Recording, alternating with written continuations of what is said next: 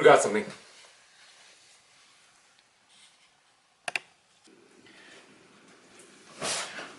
Sorry, I need some coffee. Let's talk about my hair.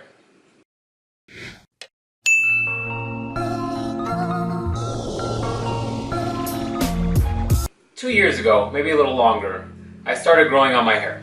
I didn't really talk about it much. I didn't really discuss the why. I would make light of it sometimes on podcasts or on the vlogs or whatever, but I didn't really talk about it. So let's dive into it today, and hopefully it'll give you a little bit of my thought process, and maybe it'll give you a little bit of food for thought at the end of the day.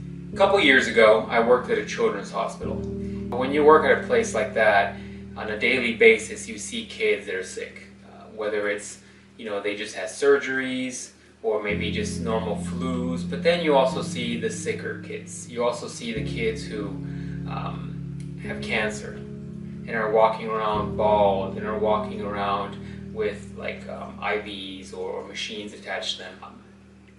That was a very difficult thing to get used to, and anybody that works in a healthcare field and works with children realizes that it takes a special kind of person to be able to provide care for those kids, because you do get emotionally attached. It's affected me in a certain way, and I can't imagine what it would do to a person who works with kids like that every single day. Let's talk about how that affected me. On a day-to-day basis, I would see kids all the time with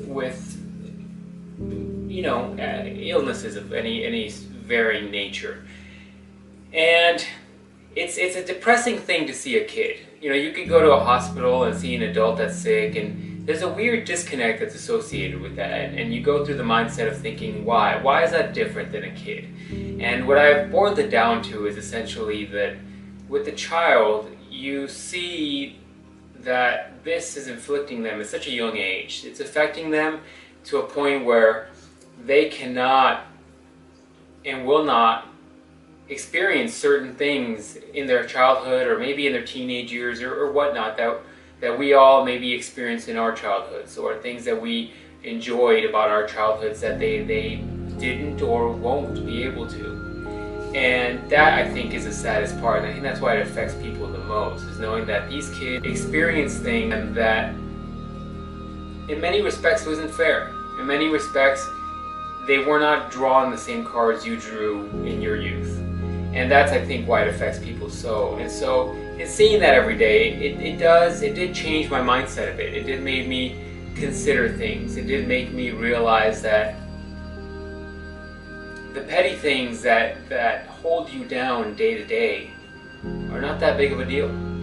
You might stress out about your financial situation. You might stress out about your position in life, or your title, or the fact that you're not successful in certain realms, or maybe the possibility that you're not knowledgeable about everything, or maybe just the fact that you can't lose weight, you don't look a certain way, whatever it is. And you look at these kids, and that all goes away. That all goes away because you realize that it's all petty. It's all petty when you are that level of sick. Everybody knows what it feels like to be sick. Nobody likes to be sick. If you ever had food poisoning, you know what that 24 hours or 48 hours is like. Now imagine being on chemotherapy for a long time, having life-changing situations where you have to lose your hair falls out. Although thinking about all those things really brought it home for me. It really made me appreciate the things I have, the things I've been able to accomplish. And in many respects, in all honesty, it's given me a lot of drive. It's given me a lot of will to go past certain things that I couldn't in the past. It's given me a lot of focus that I would have normally maybe not had. Whatever the stressor is in my life, and realize that there is other things in life that are way more difficult to go through, especially at a young age. That brings on to the hair point. So in my youth, I had a huge phobia about going bald. Like, I would focus too much on it, entirely way too much. It isn't something that I didn't get over to my later years. Seeing those kids helped me get over that a bit, because I would see the kids and it would make me realize that for those kids, especially the ones going through chemo, they didn't have an option. And a lot of the times those kids were pretty happy considering what they were going through. And so it became a bucket list item for me to grow out my hair and to donate it, well, at least once in my life. And I did it. Today was a day. This video isn't something where I need a pat the back. Like that's never what this is about. 90% of the people that'll see me at work the next day will be surprised and wonder why I decided to cut my hair, because most of them didn't know why I was growing out my hair. In fact, probably 2 people, 3 people in my life probably knew why. So why am I doing this? This video is not about a pat in the back. I could have easily chosen not to make this video, but I wanted to give you a food for thought. Go volunteer at a children's hospital. And you don't even have to volunteer in somewhere where there is caregiving. Hang out by the cafeteria on your breaks. And really learn to look around. Look around and see life.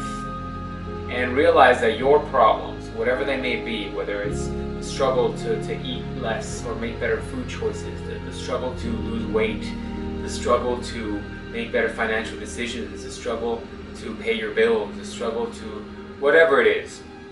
Realize that that struggle isn't as difficult as you thought, isn't as bad as you thought. And the reality is that the cards that you've been dealt with, if you are in a first world country like the US and you have a job and you're healthy, you have every single thing going for you. Every single thing. And realize that those minuscule problems that you're complaining about are nothing. And that's kind of the point of the video. The point of the video is to give you a different paradigm shift. Is to make you think a little bit more than these boxes that we confine ourselves to, in which all we're dealing with is this little room and the stressors that we lock ourselves in with. That's it.